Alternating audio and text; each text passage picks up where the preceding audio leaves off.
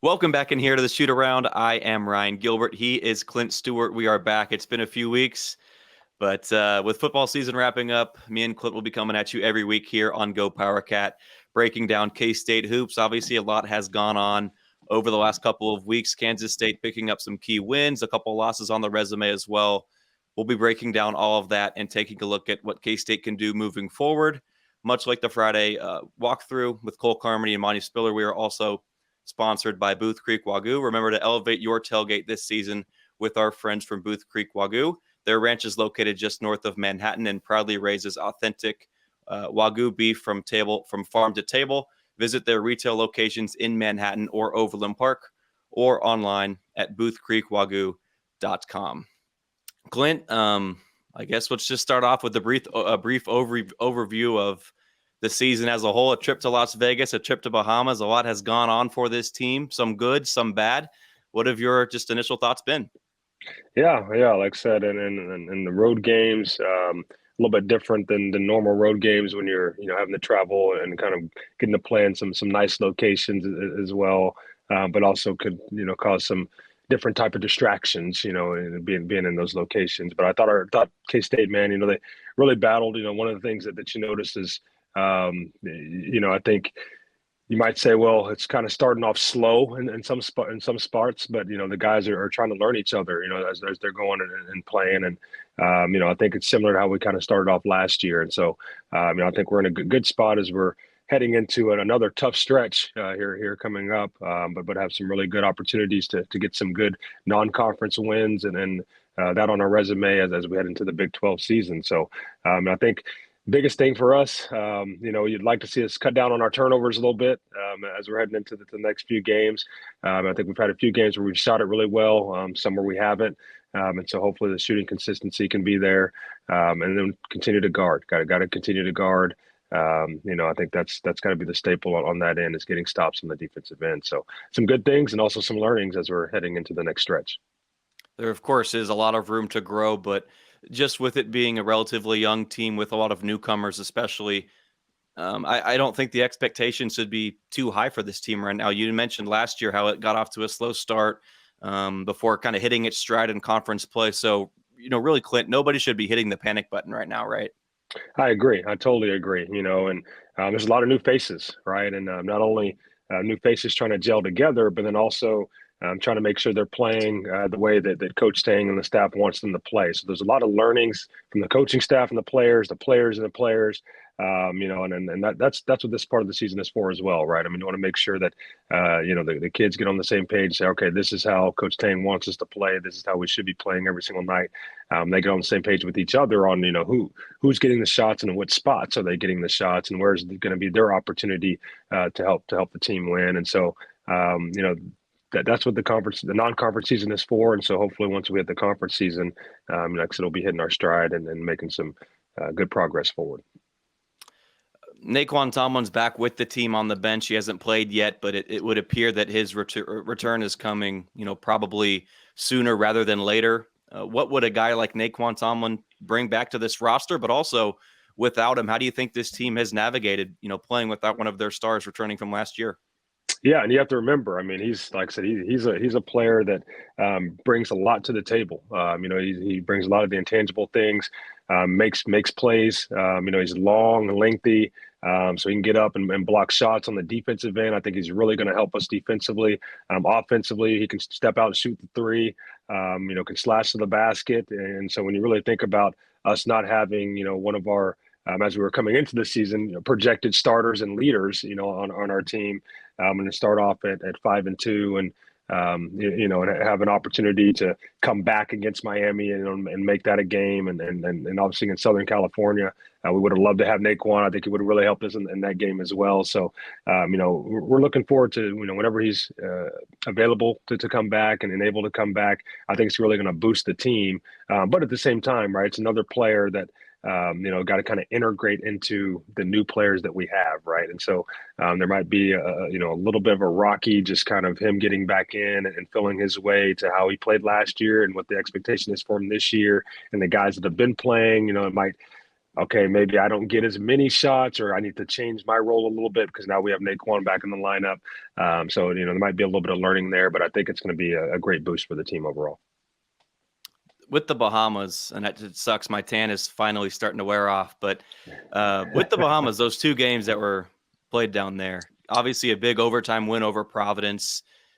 With the Miami game, were you more concerned about the first half struggles that this team had, or maybe more optimistic about the way that team battled and rallied around those fans in the second half of that game and gave Miami a run for its money?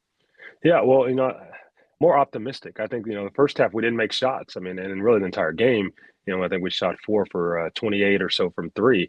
And so, we didn't make shots, and Miami, it was hard for me to watch, but Nigel Pack made shots, Right, and right. so he came out and played a fantastic game for them, and so when you put that into perspective, and you look at how we battled back in the second half, and you say, okay, well, wait, if we, don't shoot 4 for 28 from three, and we shoot, even I think for the season, we're shooting about 33%. So we shoot 33% from three, and it's a totally different basketball game, and so, and as well, you see the kids they didn't give up, and that's the biggest thing, even though we got down and weren't playing well in the first half, didn't make shots, they stuck together, and they continued to fight, continued to battle, and that's what got us back in the game in the second half, and then obviously had an opportunity to get pretty close to winning it. So, sometimes the ball doesn't fall the way you want it to, but you still have to find other ways to get stops, or other ways to score the basketball, or get to the free throw line, or what it might be. And I thought in the second half we really picked up our intensity, and then those were good things that we can carry on moving forward. Tuesday's game against Oral Roberts went to overtime. That's another one where you can be like, okay, hey, shouldn't be going to overtime with this team, but Jerome Tang remains undefeated in overtime games in his career at Kansas State. So that's another one of those games where you can go, hey, glass half full, or, glass half empty, depending on how you look at it. Yeah, I agree, and like I said, it's one where you would think, we're at home, and so, maybe we win by 7, 8, 10, whatever it might be. But Oral Roberts came out and they shot the ball really well, and a couple guys, when their kids had 5 threes, and really shot it well, and made it a game, and hats off to them. I'm sure they were really pumped up and getting an opportunity to play in the Octagon of Doom, and so they played well, so hats off to them. But it was good to see that we found a way to win, and so even when the other team probably played almost as well as they could have, our guys stuck together and found a way to win. And at this point in time in the season, a win is a win. And in any point in time in the season, like, you just win. And so it was good to see that we did that. You're a former player, current coach. And so I want to ask you, in K-State, so they've mentioned how they practice these end game situations all the time. And that's why, they credit that perfect record in overtime to those, to that emphasis in practice. And so what do you think that really entails in practice? How do you simulate an end of game situation like that, if that makes sense? Yeah, well, when you as coaches, you always talk about the next possession. You always talk about how important each possession is. When you get down to the overtime, it's truly, each possession is so important, because you can't get down, you don't want to get down 5, 6 points. I mean, you want to keep it a one-score game as much as possible to give yourself a chance to win. And so, it just heightens up the intensity, the focus, the details are really important at that point in time. Executing offensively, as well as executing the game plan defensively. So now it's like, all right, overtime, let's reset and let's figure out what have they done well, right? And what they've done well, is that because we're not executing our scouting report, or is that because we are executing our scouting point and scouting report, and they just made shots that we actually wanted them to take, right? And so those small details, I think, is what's really helped K-State. And if you know Coach Tang, he's really big on the details, and so you can see that just shining through our players when they get in those situations, when it comes down to being in overtime and having to go figure out a way to go win.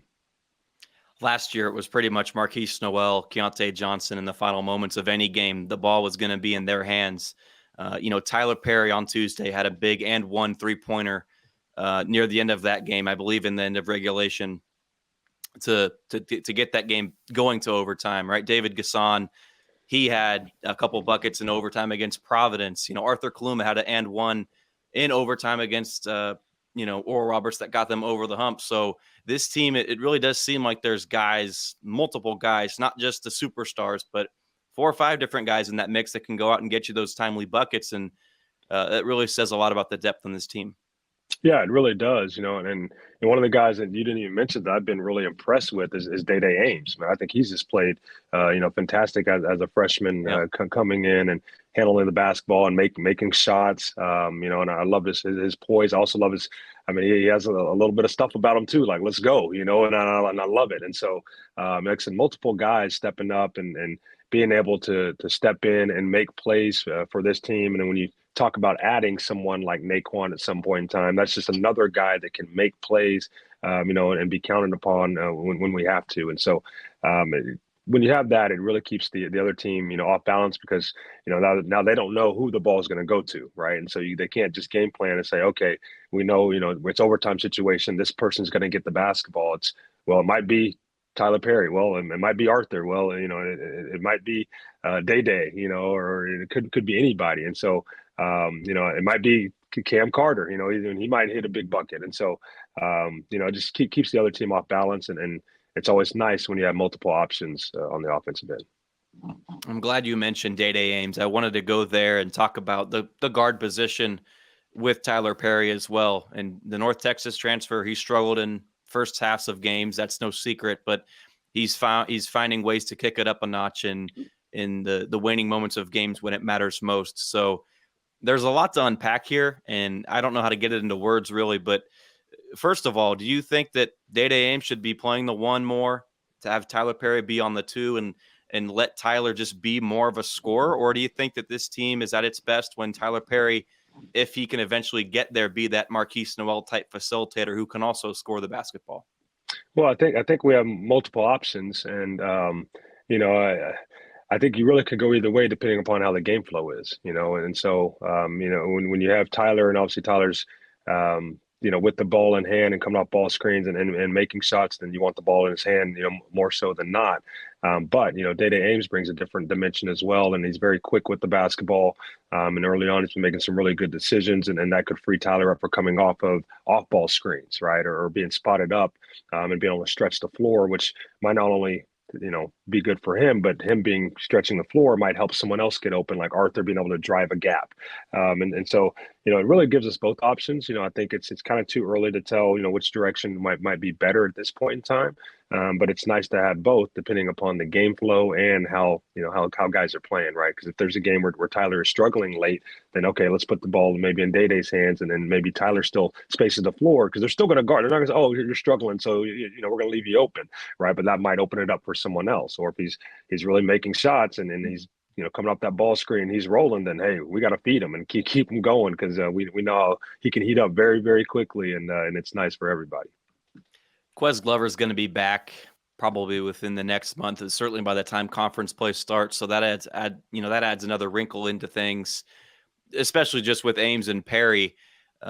You were high on Ames. I'm high on him as well, but there's only so many pieces of that pie to go around. So is Ames, as the freshman, is he just kind of going to get the short end of the stick, assuming that Glover is all that he's been said to be? Or do you believe as a coach, do you think you just got to find a way to get Ames involved?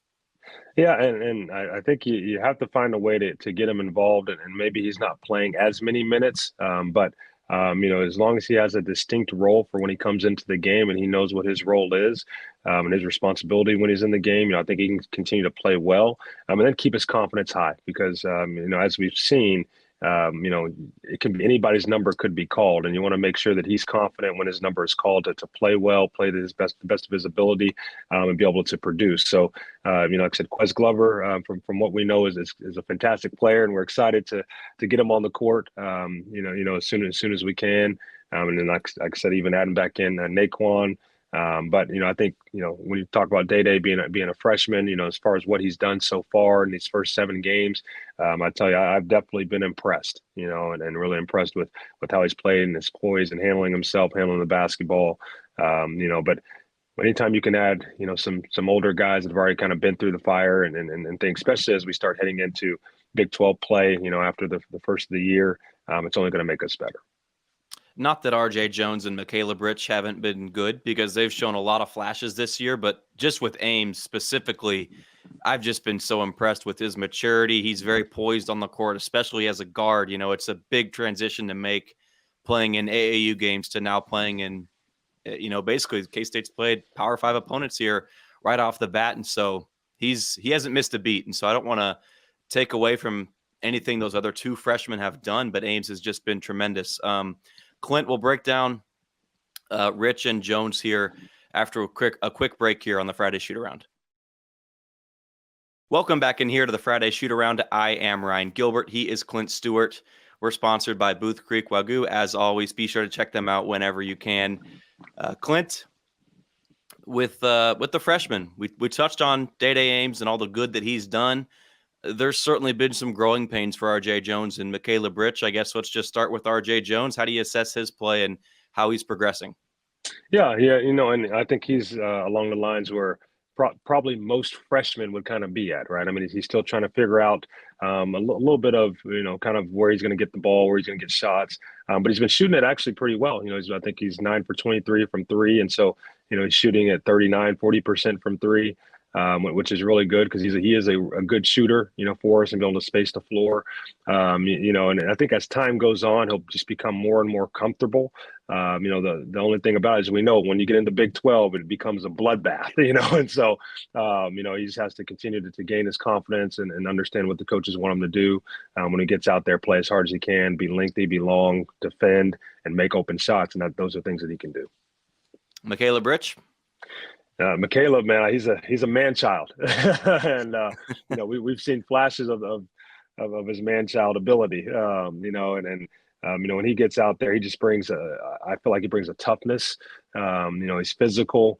Obviously, he can jump out the wazoo. I mean, I'm kind of wondering, I don't know what his vertical is, but I think we need to go ahead and get that on the charts of is he touching the top of the backboard or what? Because he's just fun to watch, and like I said, he just has to learn, just get acclimated to the college game a little bit more and kind of learn, what he can do that's really well to help us succeed. And then, like I said, we've seen him in flashes, and when he gets underneath the basket, I mean, he just bullies the ball. He gets into bully mode and he's physical, which is really good, But I think as the season goes on, some of the things he's gonna have to just work on is just his footwork and being able to really like wipe and maybe drive, spin back, pump fake and things of that nature.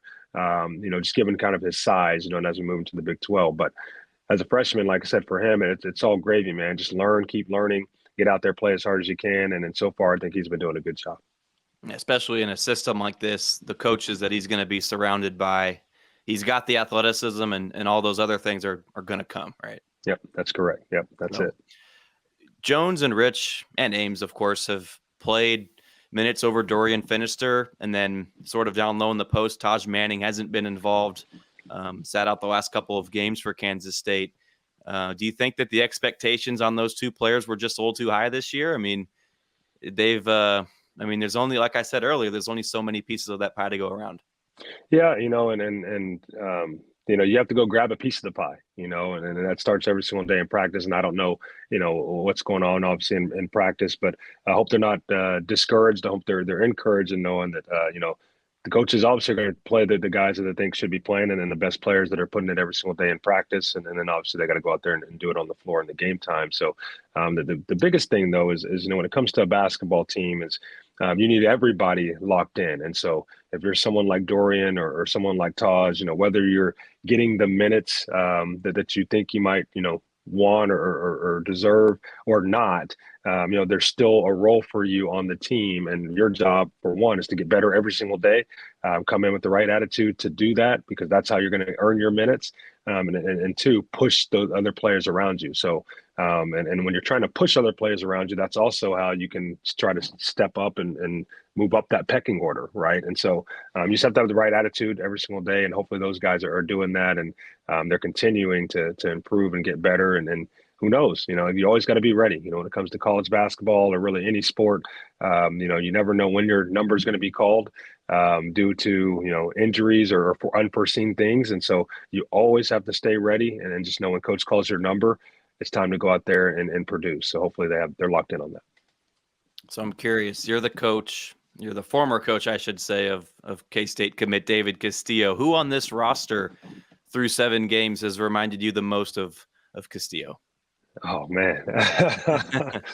I mean, I've known David since he was 3, 4 years old, and seen him play for a long time.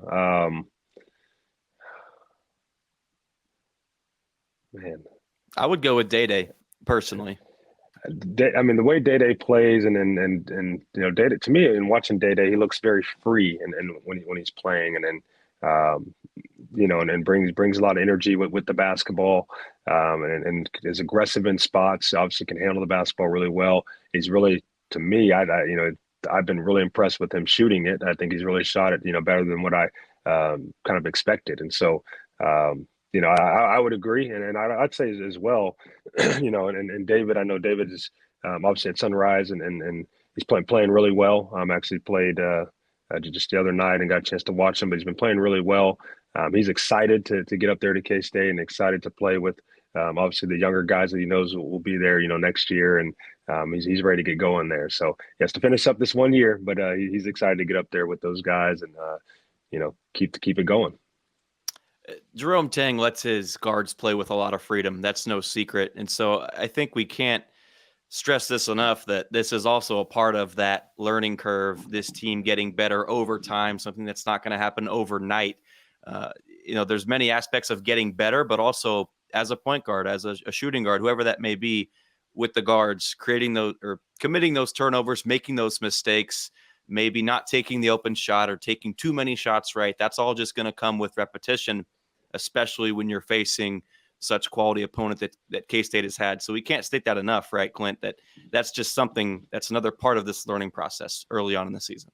Yeah, it definitely is. And Tang preaches, his players playing with joy and freedom. And sometimes, you as a coach, the players have to fill that out and they have to learn, and you have to let them learn so then they can be better in understanding how to play that way. And so I think that's what you're seeing, obviously here early on is Tang is letting them learn, and he knows that, we're going to reap the benefits of that, later as we move into the Big 12 season, and our players are loose, they're ready to play, and they're playing with joy, they're playing with freedom, because when they have that kind of confidence, I think then it just helps them in the game of making shots. Like they believe in it, right? And then they're not worried about, if I miss this shot, is coach going to take me out? If I make this turnover, is coach going to take me out? We talk about as coaches, most coaches like aggressive turnovers. Like if you're trying to make a play, Yep. and you make a turnover, and it's an aggressive turnover, and maybe you throw it out of bounds because you got downhill and the big circled under, and you try to hit the big, and it just was a little bit off and it goes out of bounds. Those are the plays we you want kids to try to make, versus just being up top and being lazy with the basketball, right? And so as you see, Tang wants his team, getting downhill, trying to make aggressive turnovers, and you can live with those. Just can't live with the lackadaisical ones, or the ones where you're just not locked in and not detailed, right? And so the more they play with joy and freedom early on now, I think it's just going to benefit us as we move into the Big 12 season. I'm not sure if you saw Jerome Tang's comments about Arthur Kaluma, maybe after the second or third game of the year, said that he needed to buy in more. A little vague about it. That's all he said. Left us all wondering a little bit. But since then, Tang has stated that his buy-in has came. Kaluma certainly appears to be playing, a bit better now than he was to start the season. I think he's probably letting the game come to him compared to those first few games, Clint. Yeah, and I agree. And I think that's what Tang was alluding to, is the don't press, and I Arthur coming in as a transfer, and how well he played at Creighton, and obviously coming in with a lot of expectation, and so, I'm sure for even for him, it's probably like, okay, I got to come in and I need to impress and I need to do these things. And that's why I think we kind of felt he's just pressing a little bit. Right. And Tang was, alluding to, hey, let it come. We know you're a great player. We know that. We want you playing your game, and don't get out of your game, because when you get out of your game, that's usually when you don't, you're not playing your best. Right. And so as you've seen lately, it feels like he's been letting it come, and he's been getting to spots where he can score the basketball, but making good decisions. And of course, he has the ability to step out and shoot it as well. And so you're just going to make sure, you're shooting good shots and not just forcing shots up. Kaluma's he's been really good, but he's also been a little inconsistent in the beginning half of the year. But overall, he's been fine. But that, beginning portion of the year did happen. Tyler Perry, we mentioned his first half struggles. those have been a little frustrating, right? So this leads me to my point about Cam Carter. Of all the players, all the preseason expectations, especially for these stars on the team, in my opinion, Carter's really the one that has lived up to all of those expectations. He's scoring the ball. He's still playing solid defense, facilitating. I think he had a double-double, his first career double-double on Tuesday against Oral Roberts. And so if there's one MVP through 7 games, in my mind, it's Cam Carter. Yeah, and then he's been making shots from the outside. He's been aggressive. He's been able to drive the basketball at the rim as well and get to the free throw line. And so it's been really good to see. I think the Oral Roberts game, he started off really hot for us, and had I don't know 7, 8, maybe 11 points like early on, and 11 points. Yeah. 5 minutes. Yeah. Exactly. There you go. So, he's been great, and, it's been good to just see him take that step forward. And I'm sure, he's looking around and said, hey, I've been here, and so he knows the expectation from Tang. And, he knows it's just the opportunity now to step up and lead, not only on the offensive end, but I think with just being vocal and then also guarding on the defensive end. And so it's been good to see, him just take that step forward, and hopefully he can continue to play well as we move on down the season. So K-State played against USC in Vegas. You get Providence and Miami in the Bahamas. So there hasn't been a marquee game inside of Bramlage Coliseum yet. Villanova comes to town early next week. I guess that's kind of a loaded question here, but how much can you learn about yourself? But also, this is going to be the first time that the Octagon of Doom will be rocking all year long. Yeah, it's a big game, and you'll get a chance to see kind of where we're at against, obviously a really good team. I'm glad we're playing them at our place. I think it'll be a packed house. It'll be a lot of fun, good atmosphere, and so it's the Big 12 against the Big East, and we got to represent the Big 12, and so it'll be a good game. I think we're gonna have to come out and hopefully we can jump on them early and not have to play from behind. Especially when you think about us having being at the home court advantage and having the crowd. You want the crowd in it early, right? And so we can come out and jump on them early and make them play catch up, and and then they're fighting against the crowd. I think that'll be really good for us. So we just got to be ready, got to be relaxed, play free, have fun, and obviously got to make some shots early as well. Any concerns with the freshmen, Jones, Ames, or Rich, or even a guy like Perry who's never played at a Power 5 atmosphere at home before? Is there any concerns with those guys maybe coming out emotionally drunk from the opening tip? Yeah, and there could be. I mean, for them, I'm sure that's going to feel like and is the biggest game they played, obviously in a K-State uniform so far, and so but you hope that they can calm their nerves early, and a lot of times that can happen on the defensive end. Like, you might be a little bit more nervous on the offensive end when you're shooting the basketball, maybe rushing shots. I thought kind of similar to when we played USC to Southern California. I thought we were kind of rushing, shots first game of the season, and then a little nerves and things. And so, but on the defensive end, that's really where you can get calmed down, just lock into the game plan and guarding, and so hopefully they can do that. One thing about Perry, didn't even mention, but him getting acclimated to Coach Tang and how Coach Tang, wants to play. He comes from a system at North Texas that I believe was like the lowest possession per game system, and he was really efficient, right? So it's a lot more slow the ball down, walk it up, run our sets, and then kind of score at the end of the shot clock. And he played tremendously in that system. And now he's in a different system where it's like, hey, we want you pushing the basketball and playing faster and get more possessions, and so he has to kind of change his mindset and what it's been over the last year or 2 years, to a different system. And so I think we kind of have seen a little bit of those struggles, and you just hope he just continues to get more and more comfortable in Tang's system and in how Tang wants him to play. And so hopefully, like I said, we'll see that over the next few games and over into the Big 12 season. So, it's different. The Villanova game, it's going to be fast early. It's going to be up and down. And we just want to settle in and play our game. Clint, we'll wrap it up with this. If we just take a step back after 7 games here, relative to your expectations before the season, are you satisfied? Are you unhappy? Is this where you thought this team would be? How do you feel after these first 7 games? Yeah, I think it's been good, and like I said, we're 5-2, and played Miami really tough. The USC game right out the gate. I mean, I thought it was a tough game, a really tough matchup. And their freshmen played really well, their guards.